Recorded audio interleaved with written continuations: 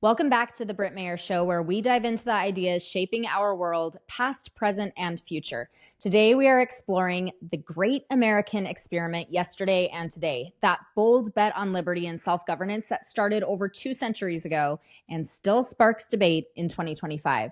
Joining us is Connor Boyack. He's one of the minds behind the Tuttle Twins, a series that has brought free market ideas and founding principles to over 1 million kids. He's a libertarian author, education reformer, and a guy who is not afraid to challenge the status quo, whether it's government overreach or what's being taught in classrooms. In this episode, we will unpack how the American experiment has evolved, where it's stumbling, and what it will take to keep it alive for the next generation. Let's get started.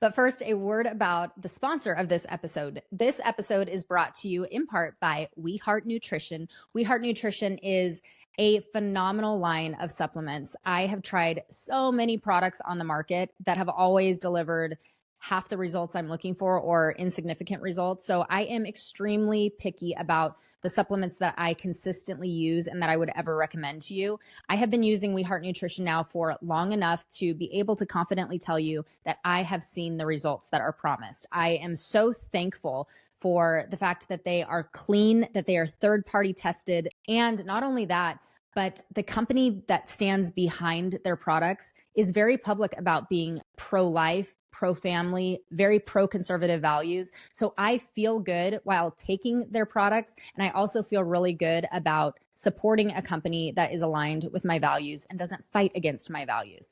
I have noticed the most significant difference since using their magnesium at night. My sleep has improved completely. And my husband raves about their product line for men. So I would encourage you to check out weheartnutrition.com if you are looking for top shelf supplements that is backed by a company that aligns with your values. Check out weheartnutrition.com. Welcome to the show, Connor. Thank you so much for sitting down with us today to talk about the great American experiment yesterday and today. And I think you're one of the best guys that can sit down to really walk us through what the great experiment was and if we've faltered, where we've faltered, and how we can get back on track. So thanks for joining us today. I'm excited to be here with you. Thanks for having me on. Thank you. Well, let's first talk about the seed of liberty. You've said for a long time that your passion has been liberty, and it grew from little seeds studying economics and philosophy, which not all of the guests and listeners here are going to relate to. But I want to ask you, what was the one book or idea that really began to challenge you and excite you to where you could throw yourself into a lifetime of studying and uncovering what liberty truly is? Maybe I'll relate to the audience this way. I found these subjects immensely boring in school. I did not like history. When I took an econ class in college, I just wanted to hit myself over the head with a thick textbook. None of it was enjoyable. Frankly, that's because I think it's taught wrong in most cases. History is typically taught as here's all these facts without context really or relevance to your own life that you're required to memorize and regurgitate for a test. And, economics, it's all supply and demand charts and aggregate demand and all this scientific rigmarole that doesn't really, I don't care about that kind of stuff. But fundamentally, economics is just the story of human interaction, why humans interact the way they do, what incentivizes their behavior. And so when after college, actually, as I muddled my way through all these courses I was required to take, what actually hooked me was the Constitution. I didn't know much about it. I think I read some articles online, and I started to get into not so much the actual text of the Constitution, but the kind of the theory behind it, the philosophy of why they did certain things. So started reading the Federalist Papers. More interestingly, I started reading the Anti-Federalist Papers. So for those of you who remember reading the Federalist Papers in high school, typically, right, that's what they have all the kids read. I didn't even know that there existed such a thing as the Anti-Federalist Papers, and that these were written by guys who were actually more prophetic and accurate when it comes to their warnings about the dangers of centralizing government and, hey, the Constitution isn't going to be sufficient to restrain, the growth of government and authority. So it's fascinating to read those. So for me, it was kind of the Constitution in the context of this was during the early Ron Paul days. And so I got hooked on Ron Paul, who was, of course, talking all about the Constitution and being ignored by his colleagues in Congress. And so that was what early sent me down the rabbit hole to then start learning a lot more about political economy and economics and freedom and the like. But really, it was the Constitution, and then seeing how much we have kind of undermined it in generations past. That it still exists in theory, but man, so many court rulings and congressional legislation have completely circumvented it. And so that was my early and first, I think, hook and passion. Super interesting. And yes, I think that most people can relate to just being that rote memorization style of teach to test in America. That, I mean, I don't even remember a whole lot of what I was taught in history classes. Like, it's been through Tuttle Twins teaching my kids that I've actually relearned so many of the theories and ideas and events in a way that I'm like, I am not going to forget it now. I can't believe I didn't learn it this way in the beginning. Well, and that's what, when we started doing, for example, our America's History series of books, we went out and we actually analyzed a whole bunch of the social studies type textbooks that are used in, say, 4th through 9th or 10th grade. And the very long and short of the summary of that analysis is that all of those books did a phenomenal job if your goal is to prepare to one day be on Jeopardy and be able to answer any little factoid that comes up, right? Yeah. If that's your goal, these textbooks will just cram your mind full of all these tidbits of knowledge. But that's not how humans learn and, frankly, retain and apply information, right? If you want to retain and apply information, it has to have meaning. It has to have personal relevance. But most importantly, and ideally, the information has to be delivered through storytelling. And this is where so many history textbooks go wrong. They're just saying, here's what happened. And it's almost like a travel log, right? Like this, and then this, and then this all happened. Our books, we really tried to pivot away from that and say, how do kids love to learn? Frankly, how do we all love to learn? And it's through storytelling. It's frankly, there's actually very strong neurological evidence for our brains learning through storytelling. And so we decided to really dive into that and say, even for parents like you and your kids, it's like, let's not memorize from textbooks. Let's just tell amazing stories of the past and then connect the dots to the stories that we are living in and creating today. And I think it's worked. It's a great theory in practice. Charlotte Mason, are you familiar with the Charlotte Mason method of education? So that's what we leaned into when we started homeschooling our kids. And one of the classic models of Charlotte Mason education, and one of the pillars, is living books. And through teaching my kids over the last decade in the Charlotte Mason method with living books, you do realize that, like what you just said, storytelling is such a huge piece of being able to learn and remember. I just finished Gone with the Wind, and I was telling my husband, even though it's not fully historically accurate, and we know that, but there are elements of it that are seen from the Southerners' perspective that are accurate in terms of how it felt to be alive during that time. And I told my husband, I was like, I will never view the Civil War era the same after reading Gone with the Wind. I had never read it before, but it's because it was a story that sucked me in, and I felt like I was right there and I was living it instead of memorizing names and facts and a timeline. It's like it was a story that I was a part of, and it was a long story that took me through everything from the beginning through the Civil War to the end, but it was a love story, so you get sucked into that, but then all the background details, it's like I'll never forget it, So storytelling is such an important piece of learning history, and our modern American education has really thrown that away. And we've done this weird, you're going to, like you said, cram as much information into our kids' brains, test them on it. They're going to forget it, but they got a good grade. Now we move on. And it's just, we've missed that element of, no, let's actually connect to the story that we find ourselves in, which is what you guys have done so well over at Tuttle Twins. So I want to know, what was it that sparked this crazy idea you had? Because you were very early on this front of, let's take these great thinkers like Bastiat or Mises, and let's take them to kids and let's distill it so that kids will understand these crazy, intense ideas, but in a way that they're going to actually relate to and connect to. What was it that made you decide, let's take this to the kids? Well, first off, it was me and Elijah, who's my partner in the Tuttle Twins. He's the illustrator of our books. And we had connected over our shared interest in Ron Paul. We went to Freedom Fest together, which is kind of an annual libertarianish conference. And we kind of clicked pretty well. We saw in one another like a complementary skill set where we were kind of like, hey, maybe, in the future we can work on something together.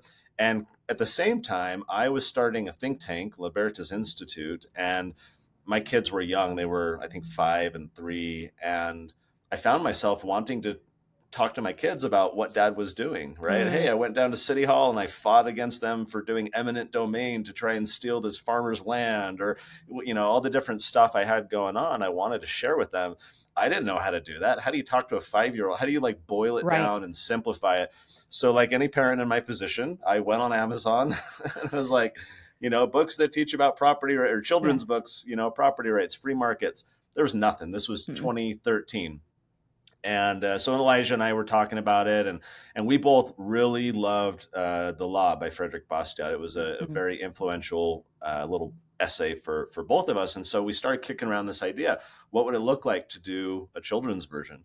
And there was no market for it. In fact, I'm a religious viewer of Shark Tank. I love watching Shark Tank. And the products that consistently get resisted by these investors, the sharks, are the businesses that have to create a new category, right? Hey, this has never existed before, but we're going to do it. And the sharks are always reluctant. Why? Because not only are you having to try and convince someone to buy your thing, you're having to convince them that they need that type of thing at all. They're not accustomed to thinking that way. That was us with the Tuttle Twins. In fact, we got flack even from conservatives and libertarians and others, not a ton, but we would get some pushback like, why are you teaching kids these economic and political ideas? Let kids be kids, right? Like, let's, and of course, a decade later, nobody says that anymore because they see what the left is doing with all their baby board books, pushing trans everything and whatnot. And so early on, though, we were having to, in fact, the year we launched, 2014, we went to Freedom Fest because we're thinking, here's all these libertarians who've read the original Frederick Bastiat, they're going to eat this essay. up, right? Yeah, exactly. That was the theory. We were in like the armpit of the convention center, like in the corner, in the dark recesses. No one knew who I was. No one knew who Tuttle Twins was. And, we made a few sells and it was fine. But I'm sitting behind the booth and I'm getting little pings on my phone every hour or two from online orders that people were placing on the new website. And while I was behind the booth, no one's stopping by to come talk to me. I get an email notification and I scroll down. Someone ordered 50 copies of the book. Oh my gosh, like that was just like manna from heaven. Yeah. This is crazy. I scroll down a little bit and who was it? It was Ron Paul and his wife buying one for all the grandkids. No. And I was like, oh, wow, that's really the granddaddy of the liberty movement has blessed our enterprise. And so, it's slowly built. And we had a lot of people like, hey, you should do a second book. And so it was just this fun side hustle labor of love for Elijah and I in the early days. And frankly, like many entrepreneurs, we were just doing what we wanted for ourselves and for our kids. And along the way, a lot of other parents recognized the benefit as well. Book? What was that first book that you brought to that convention? So it was the Tuttle Twins Learn About the Law, which is based off of Frederick Bastiat's The Law. For Elijah and I, we both said, if this flops and if no one else buys it, we want to create the book that we want for ourselves, which was, converting Bastiat's The Law.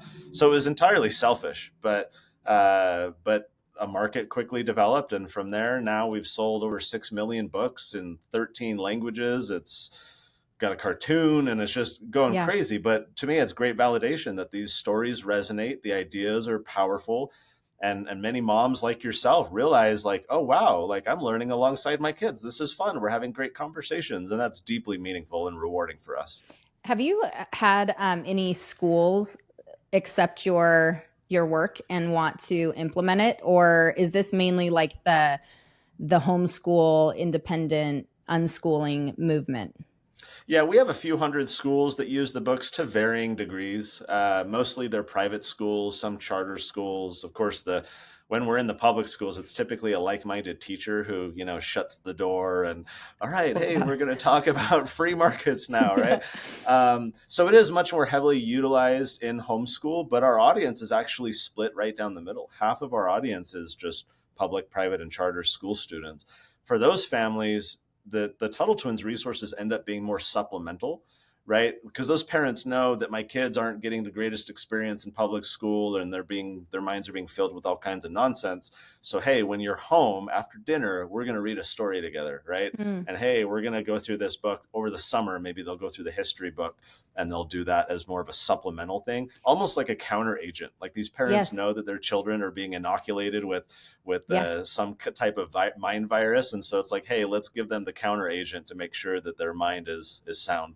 You know, it's interesting you say that, because my husband and I, when we decided over a decade ago that we were going to homeschool our kids out here in insane California, we had always just assumed we would send them into schools. And then when we realized the public school was trash, we thought maybe we'll do private school. And then I was like, I just don't think that's the learning style I want for my kids.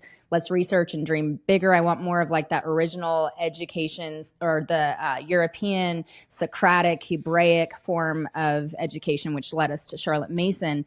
But it's interesting because one of the biggest convictions for us in choosing to homeschool was, I don't want to send my kids somewhere every day only to bring them back home and have to correct everything that they just learned. And I was like, that seems like it's going to be way more work, and I'm going to have to be so much more intentional. But there are families who don't have any other option, or for whatever reason, they've just chosen to go the standard school system. And so it is great to have this resource where you can sit around the dinner table with your family and go through these stories and really like autocorrect what's being taught. But on that note, I want you to be perfectly honest and tell me, with your experience looking into the standard school system in America and what's being taught, what would you grade the state of education right now that's being pushed on our youth? And why is it so critical to understand really where we're at in education today? That's a great question. I'll answer it with a brief story. Perhaps you or some of your listeners saw recently in the news these headlines that this group got together for, I think, a year and a half, and they spent the year and a half reviewing, exactly the question you're asking was what they wanted to answer. How are America's schools doing? They reviewed the curricula, they talked to teachers, they interviewed students, they looked at the assessment scores of how students are performing. And at the conclusion of their 18-month study, they published a report, which just was in the headlines in the news. And it said that America's the report was titled "A Nation at Risk." And they said in the report, among other things, that America's educational foundations are being overwhelmed by what they called a rising tide of mediocrity. In fact, they warned in the report that if a foreign government, and this is a direct quote, had attempted to impose upon America the very mediocre educational performance that now exists today, we might have viewed it as an act of war. As it stands, we've allowed it to happen to ourselves. So soak that in for a moment, right? Here's this group very intentionally reviewing all of the things education-wise and trying to assess outcomes and performance. And their conclusion was a rising tide of mediocrity that we would have considered an act of war if someone tried to impose upon us. Now, I have fibbed a little bit in telling you this story. You and your listeners did not recently see these headlines because the report came out in 1983. Oh my gosh. Over 40 years ago, under the Reagan administration, is when this report was published. And so when I share this story, if I'm speaking at a homeschool conference or parenting conference, is usually when I have this as part of my little presentation. And I say, hey, raise of hands. Anyone in the audience think that things have substantially or even at all improved in the last 40 years? And of course, both because they know that it hasn't, but maybe because some people are shy or whatever, like no one raises their hand. I think we all know that things have gotten worse. So no, I give it a failing grade, to be very blunt and an honest reflection. And if you look at the standards, they've been dumbed down over the last decades. You can find online 8th grade tests from a century ago, and few adults can even pass it today. Just the expectations that we have for kids have totally declined. It's funny that I didn't ask you the date that you're publishing this, but on the date you and I are recording this, Trump is signing an executive order to basically gut the Department of Education, which has been spending untold billions of dollars. All the while, education outcomes have been on the decline ever since the Department of Education was established under Jimmy Carter. And when I when I do this presentation I mentioned, I have a slide where I list the characteristics that I want my children to develop as they become adults, right? There's things like resilience and creativity, compassion, curiosity, courage, right? And things like we can all think up of what we want our children to be. And then I ask the audience to reflect on that list, and I say, how well do you think our schooling system is doing in producing adults like that, right? If that is the goal, then we need to reverse engineer. Okay, if I want children who are curious and who are creative and independent minded and critical thinkers, then I need to make sure that I'm enrolling them in or putting them through an educational experience that is conducive to producing those outcomes. Totally. And if I'm just going along to get along and, oh, I went to public schools, so that's what my kids are going to do or whatever, right? Then I think we're going to be surprised at the output at the end of the day when our children become apathetic and ignorant, and like most voters are today. That I'll end with this statistic, which I think is emblematic of the failing grade that I just gave the entire system. There's something called the NAEP score, which is like the National Assessment of Educational Progress, I think is what it's called. But this is in the public school and charter school system. Every year they're testing the 4th graders, the 8th graders, the 12th graders. It's just part of the national assessment to figure out where do things stand. And just, I think it was about a year ago now, they came out for the 8th graders. They did an assessment for this is American national, history. all National. Okay. Correct. The scores for the 8th graders that had recently come out showed that only 13% of them were proficient in American history. That is 13 with a 1-3, not a 3-0. 13% proficiency rate for American history. So then ask yourself, Britt, if these are soon to be, in a few years, the new crop of voters who have power to vote over you and I and our taxes and our property and who's going to get elected, if this is what the system is producing, this intellectual mediocrity and apathy and ignorance, I fear for our country if we tolerate a system that continues to produce these outcomes. So that to me is why I'm so passionate about education alternatives, whether homeschooling or microschooling or other things, because we've got a country to save and we've got a future to make brighter. And if we continue to tolerate this mediocrity, it's not going to be a fun outcome for us. We have to focus on changing the way we raise and educate children if we want to have better outcomes a decade and 2 decades from now.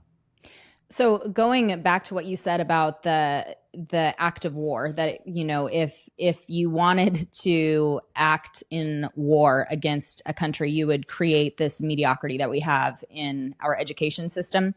So, I mean, some people would ask, well, was it an act of war? Did we have outside influence? Was it insiders who despised America? Because to get us to a point now where our 8th graders are at a 13, and I think that's probably generous, but a 13% proficiency in history. And who knows even what does proficiency look like? I'd like to know what's the bar there. But to only have 13% who actually understand American history, understand America and how we work and how we're supposed to move forward is really terrifying. So if you could snap your fingers and unleash something in education that could transform education, and I know you're doing that with Tuttle Twins, but I'm talking about at large, what do you think is that linchpin that could change everything, that where we got it wrong? Because we didn't start out like this. We had a great our kids back in early America were brilliant. We had kids that could speak like 14 languages by the time they were 10, and they were still working the farm and they were working with their hands in the dirt, but they had this proficiency that we have lost. So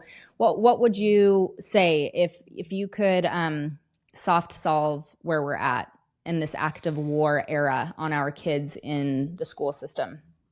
Well, I don't think that the architects of this system were people who necessarily hated America or wanted, to destroy the country from within. However, they all shared a progressive mentality in the early 1900s, especially, that has been just a total cancer on the American system. It's what's produced the Federal Reserve. It's what resulted in the income tax, later FDR and the welfare state and all these things that have undermined the Constitution, that have decreased freedom. This was just the mentality of like, oh, we're going to use the government as a tool to shape society. And that was the mentality of these people. They were utopian. They were largely atheist. And so they didn't want to produce things that would, result in a good spiritual outcome. They saw the state as their God. John Dewey, for example, I wrote a book called Passion Driven Education. So for any listeners who are curious about some of my educational approaches. That book on Amazon, Passion Driven Education, talks about it, but includes quotes from this guy, John Dewey, where he calls teachers prophets of the one true God who are ushering in God's new kingdom. Like, that's almost verbatim what he says. I'm just going off of memory, but that's almost verbatim. So why would an atheist, a secular humanist progressive who doesn't believe in God, say that teachers are prophets of the one true God, ushering in as ambassadors his new kingdom? That's because government, the state, was his God. He wanted to mold, just like Horace Mann before him and all these early architects of the system. They wanted to use the system to shape society, to mold the young. They were the proto, early leaders of later, when we had Stalin and Hitler and all these guys who recognized that they needed to capture the youth, abolish the Boy Scouts, abolish the youth groups. We need to centralize control over the enculturation of the rising generation if we're going to shape their worldview and subordinate them to the state, have them become good cogs in a machine. Why were things so differently, as you pointed out, in early America? It's because you didn't have centralization, you had decentralization. You had all these little common room, little one house schools and families getting together and individual tutors and mentors and apprenticeships and all of these things. It was decentralized. So to your question, what would I do today to change it? I think the problem is the monopoly. When you centralize anything, when you create a monopoly, which is what our, the government school system is, in any monopoly, you get higher costs and you get poorer outcomes. And so if we want to decrease costs and increase outcomes, we need to abolish the monopoly. There has to be competition against the system. And so that can take various forms. It could be parents being able to take those tax dollars elsewhere, like these are called education savings accounts, which a lot of states are passing, so that rather than putting my kid in a public school, I, the parent, can direct those tax dollars, to go elsewhere. It could be just abolishing government schools entirely. It could come in a number of forms. But to me, that is the central problem, is that there is this monopolistic, centralized educational authority.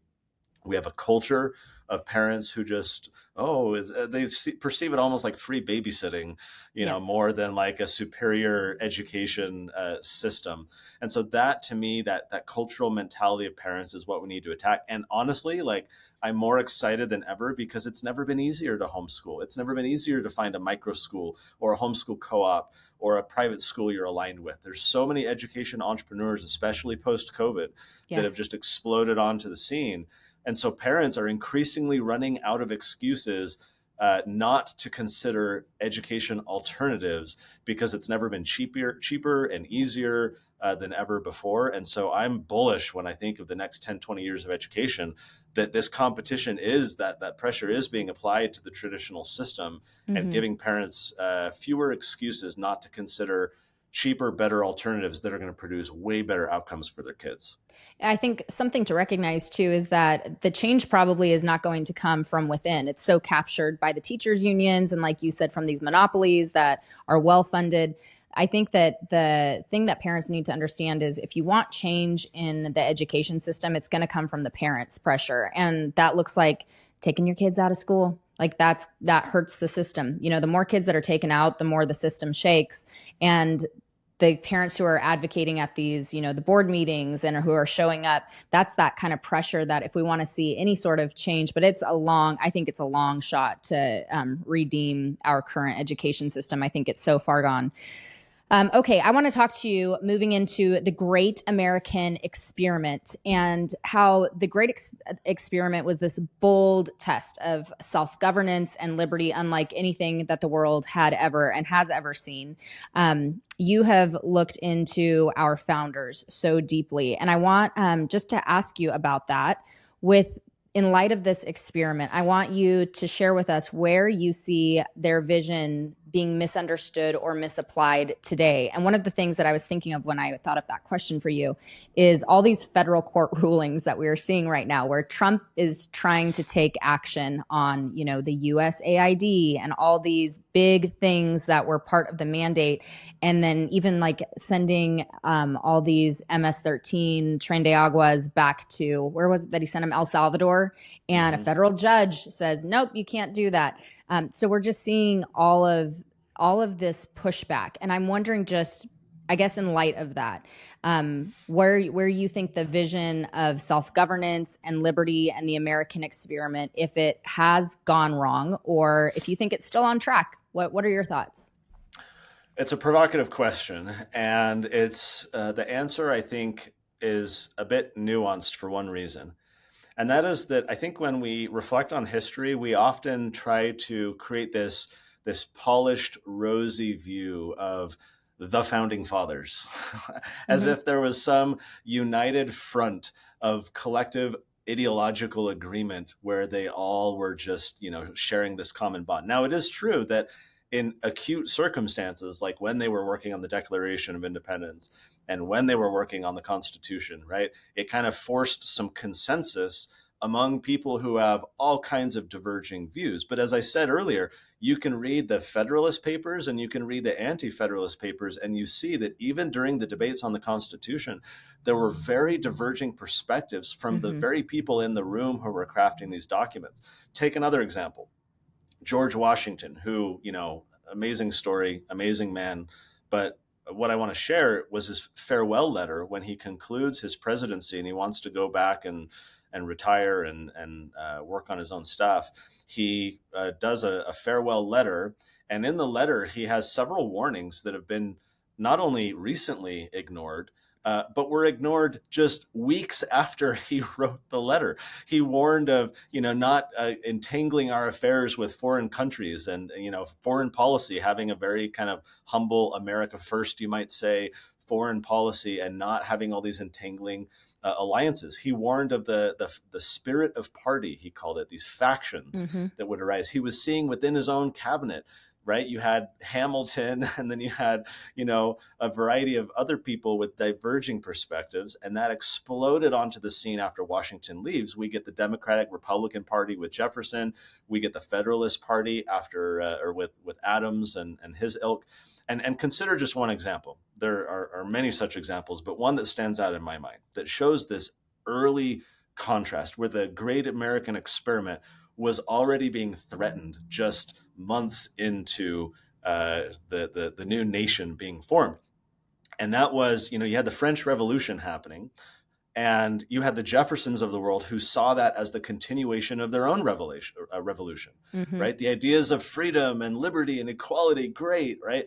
And so you had the Jeffersonian types that were favorable towards the French Revolution, and you had John Adams and the Federalists who were very against it. Now, when Adams was president, he signed a series of bills that the Federalist-controlled Congress passed called the Alien and Sedition Acts. Now, the Alien Acts dealt with immigration, aliens, right, foreign nationals. And they clamped down on immigration. They made it much more difficult to immigrate, to become a U.S. citizen, specifically because they were wanting to prevent French migration and prevent all these revolutionaries and anarchists, as they call them, from coming over into America and destabilizing this brand new nation. So they're like, hey, we got to clamp down on this. Those were the Alien Acts. More problematic, in my mind, was the Sedition Act. The Sedition Act said that it is illegal to criticize members of Congress or the president, because there were a lot of the Jeffersonians, the Democratic Republicans, who were saying, why are you guys are doing all this unconstitutional stuff? This is crazy. You're insane.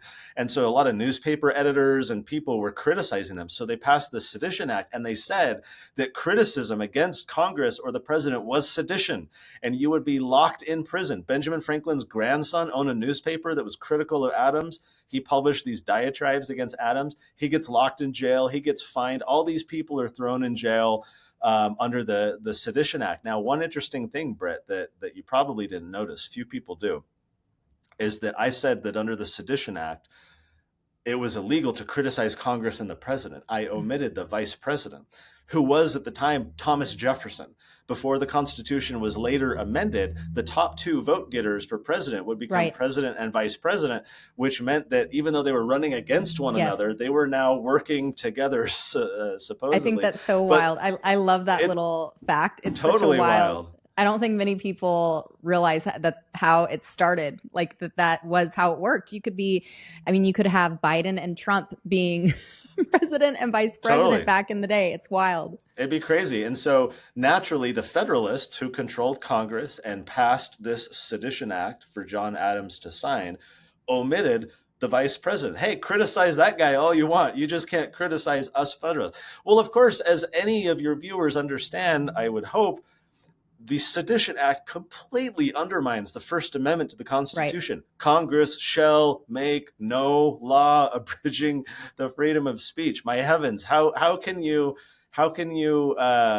in more stark ways violate this brand new Constitution and the Bill of Rights that were passed? So going back to your question, the great American experiment, I like to share stories like that because from day one, it was an ideological struggle with factions and disagreements. I mean, you had Aaron Burr, right, and Alexander Hamilton shooting one another. Like you had conflict and contrasting ideas.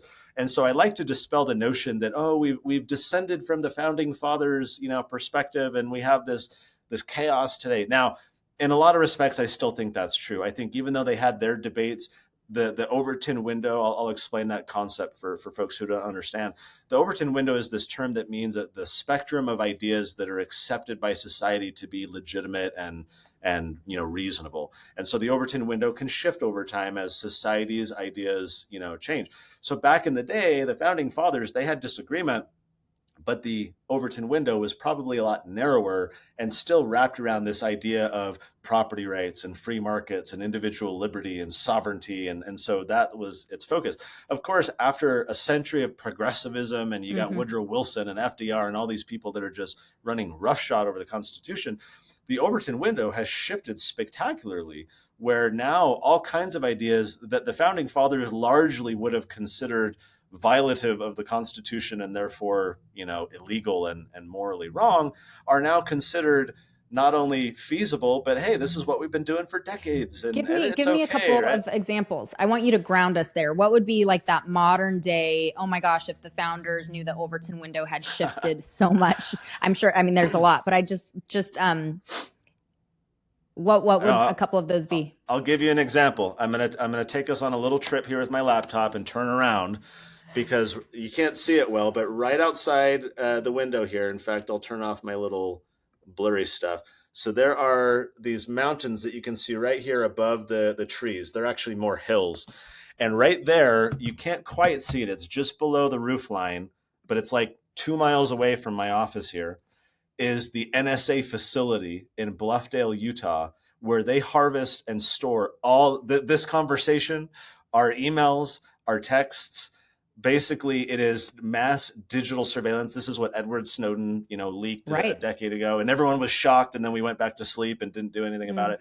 I'm literally staring at this facility that completely violates the Fourth Amendment. The Fourth Amendment says that you should be free from any searches and seizures unless there's particularity, unless you are individually suspected of a warrant. Now, why would the founding fathers be so freaked out about that? Well, why did they pass the Fourth Amendment? They were pissed off at what were called writs of assistance, where the British redcoats would be like, oh, Britt, I don't like you. I suspect you of doing something. I'm going to write myself a permission slip to search your whole house and see if I can find anything. And so these writs of assistance were basically self-serving orders for the British to search anything that they wanted and try and find dirt on people and try and, seize people and arrest people. So the founding fathers were like, we want an amendment to the Constitution that clearly says that you need a warrant from an independent judge. That warrant has to have what's called probable cause. That's a legal standard, just meaning like you have to have some evidence, some reason to suspect them of committing a crime. You can't just suspect something. And you have to have, and this is important, particularity. And what that means is that I have to suspect Britt of, having a bomb, in her basement, and I have to have some evidence of that suspicion to then go convince a judge. I can't just say, I don't like Britt and I want to go look in her home. I have to particularly suspect you of a specific crime. That's how the founding fathers were like, we're going to get away from these general warrants that just allow surveillance and well, the NSA completely undermines that. I have not been suspected of any individual crime, and yet they're going through my email, they're harvesting all my texts, all of my digital communication, right? They're collecting and storing it. and completely undermines the Fourth Amendment. So there's all kinds of examples like that have just been normalized. They've been justified by the courts. Right. Society has kind of calibrated, and it's kind of the new normal that we're just kind of used to it, and we accept that we're being spied on and listened to, and we just go about our day, right? But if you could transport George Washington or Thomas Jefferson or whatever and bring them into the future, they would probably have some like bruises and calluses from having rolled over in their graves so many times before exhuming them. Yeah. But they would be shocked, right, of seeing this stuff. And we just go about our day considering that, yeah, we don't like it, but it's what it is. That to me is one of the biggest problems that we have to push back on, is that just complacency about what's going on today. So do you think then that the great American experiment is still alive and well, or is it on life support? Like, I guess my question is there going to be a day when we're like, we are as purely back in line with that original experiment that we set in motion? Or is it just, we are so far gone that we need to give that up and like just try to make the best of what we have now? Another provocative question. You said a few minutes ago regarding the school system that you felt it could not be redeemed because it is too far gone. That honestly is how I largely feel about the federal government. Now, the analogy that I use in my head is like we're on the Titanic, and because of fiscal reasons and the debt and the deep state and all of these things that create so much inertia, meaning it's very hard to change direction. Look at Elon and Doge and all these guys, the push, as you pointed out, the federal judges are fighting back. The system is fighting. People are lighting Teslas on fire to attack Elon. That's all coordinated. That's not spontaneous. That's very intentional. And so the difficulty of getting this massive system to limit itself, to shrink back in size, I think is exorbitantly difficult. And so I feel like we're on the Titanic and we're heading towards the iceberg. Now, God bless people like Elon and Trump and others who, with their executive orders, and they're trying to, hey, let's scale back the Department of Education. Let's do what we can. I voted for Trump. I never voted for him before. As like the team he's assembled around him this time, I'm actually excited about. Of any chance we've had in the past like generations, this one seems like it to try and do it. Yeah, but I still remain deeply skeptical. I feel like we're about to hit iceberg. And so I'll conclude my answer this way. I think the best thing that we can be doing is not lamenting the fact that we're about to hit the iceberg, but getting as many people onto the lifeboats as possible, which are zippy, right? You can zip around the iceberg and you can get to safer, waters and to the shoreline. And so that's why I am so passionate about what we do with Tuttle Twins and with our political reform and everything through Libertas, is that I see it as waking as many people up as possible, as quickly as possible, so that they realize, oh yeah, hey, there's an iceberg ahead. There's some dark times that we might have to go through. Let's prepare. Let's set our affairs in order. Let's get skills. Let's train ourselves. Let's become critical thinkers and red pill ourselves. The more people we can wake up, I think the better our future is going to be. The more people we can get onto the lifeboats, the better. That's how I see our work. I don't think we're going to change the direction of the ship. I think there is a certain inevitability about a collapse or a calamity or a big, problem in the future. I don't know when that is. I don't know what it looks like.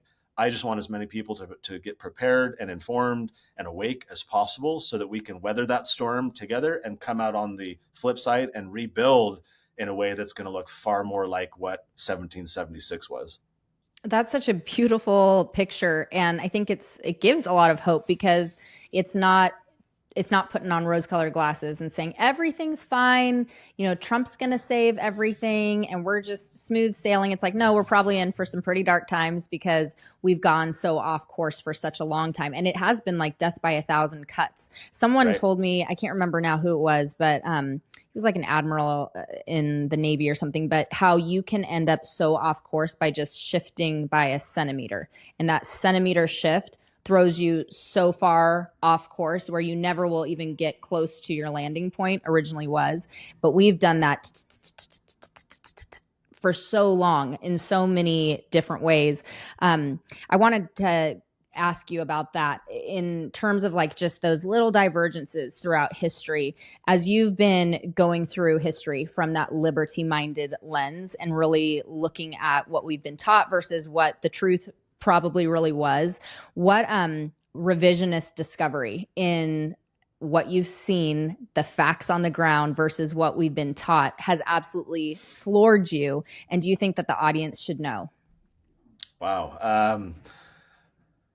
So probably the best way to answer this is when we did our guidebook. We have a series of books for teens called Guidebooks. And the guidebook that we put out about a year ago is called The Tuttle Twins Guide to True Conspiracies. And the goal for that book was to identify 20 conspiracies that are fully documented, fully true. Of course, the day that we're recording this is just like the day or two after they started releasing more of the JFK files, which is a fun rabbit hole to go down. But our goal was, look, we don't want any theories. We don't want any tinfoil stuff. We want like very clear evidence of corruption. Why? Because we want the teens reading this book to realize if this stuff has been happening in decades past, and people were deceived into thinking certain things were true because they were spoon-fed a narrative by the politicians and the media that turned out to be totally fabricated, chances are it's happening today. And Right. maybe we ought to be a little bit skeptical and critically think about what we're being spoon-fed so that we can identify what is the truth and not be fooled again and again, right? Fool me once, shame on you. Fool me twice, shame on me. So there were all kinds of revelations in that book, most of them having to do with the CIA, which I think is like the greatest evil cabal of our time. And there's lots of CIA revelations now coming out in the JFK files, which is frankly no surprise. But it is fascinating to me looking at how the CIA was torturing people, drugging people completely unsuspected. They were buying off journalists. They were waging coups in foreign countries. They were basically setting themselves up as a shadow government within the US government. I think they remain that today. And so, wow, thinking of like the degrees that we got off, the CIA started because there was a previous office during World War II that existed to provide military intelligence during the war. And then once the war ended, you had all these agencies, these government agencies that were created to, win the war. The central planning production of the economy and the, whatever, and the I don't remember all the names off the top of my head, but there was one about regulating the press and the First Amendment kind of stuff. And then you had the intelligence arm. Few of these agencies disappeared and went away after the war. They just got renamed and they had their missions change a little bit. So the CIA just grew out of this existing agency.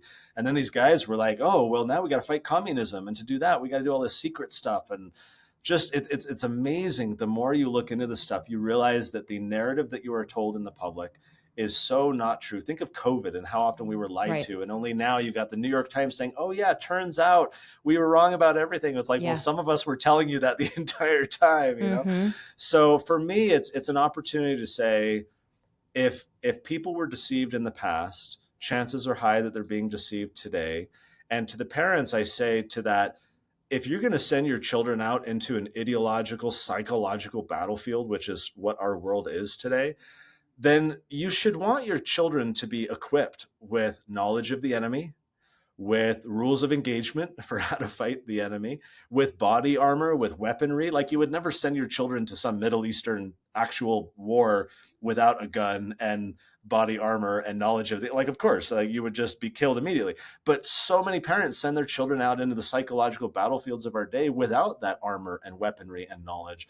And so my plea to parents is to say, man, you can't be asleep. You can't assume the best intentions. You can't have those rosy colored glasses on because we don't want our children to become casualties in this ideological war. I actually wrote a book called Mind Wars. So anyone who's interested can go look into that where we talk about this. But that to me is the problem of our day. The great American experiment is suffering under a caked layer of self-deception where people are just asleep and think, oh, it's fine. I light fireworks on the 4th of July and I vote, therefore things are fine. No, you got to wake up. You got to realize that's not the case. And then you got to take action. There's a quote from someone, it might be Saul Alinsky, and it comes to mind. It's emasculated liars are the easiest to control. And going back to what we said about the school system in the beginning and how if you look at what we've got going on right now in standard education in America, it looks like someone waged war on our kids.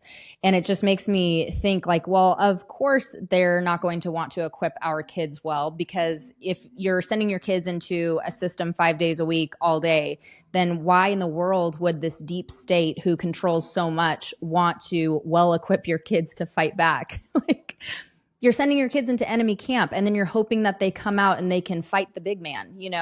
It just doesn't really, like, it doesn't flow. It's like if you're sending your kids into a captured camp every single day, they're going to come out looking a lot like what you're trying to fight against, right? And that's why what you guys have done with Tuttle Twins is so important, because you're teaching those lessons that are, whether intentionally or just happen to be missing, you're teaching them to kids again about what America really was, what our rights really are, who our rights come from, and what liberty actually is. Well, that's right. And I think if we're not very intentional in doing that, our children are going to get exposed to all kinds of other ideas. Like, they're soaking up ideas from their peer and social media and authority figures and the schools and textbooks and everything else. I feel like parents have to compete for the hearts and minds of their own children. They have to engage with these ideas. And the biggest problem that we saw, Britt, early on was so many parents would feel like, yeah, I want my kids to learn this stuff. I want to teach my kids this stuff, but I didn't learn it very well in school. And so how can I teach them about history or about civics and economics and whatever, right? And so that's why we've structured our books just as fun storybooks, because we want mom and dad reading along with the kids, learning alongside the kids. You don't need to have any prerequisites. You don't need to have a master's degree in American history. It's just, hey, read some fun stories together, use our discussion questions, talk about them together, learn together.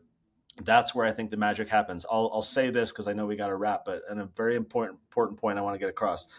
I don't think we're going to save our country at the Capitol. Even though we should engage there and fight for good legislation and fight bad legislation, I don't think that's where we save America. I don't think we're going to save America in the courts, even though we should also engage there and fight, corrupt judicial stuff. If we're going to save America, again, I don't think it's in the Capitol. I don't think it's in the courts. I think it's at the family dinner table. And it's rebuilding social fabric. It's getting parents to demonstrate for their children what civic engagement and critical thinking look like. It's finding opportunities to engage families in the fight and educate them and loop them into what we're doing.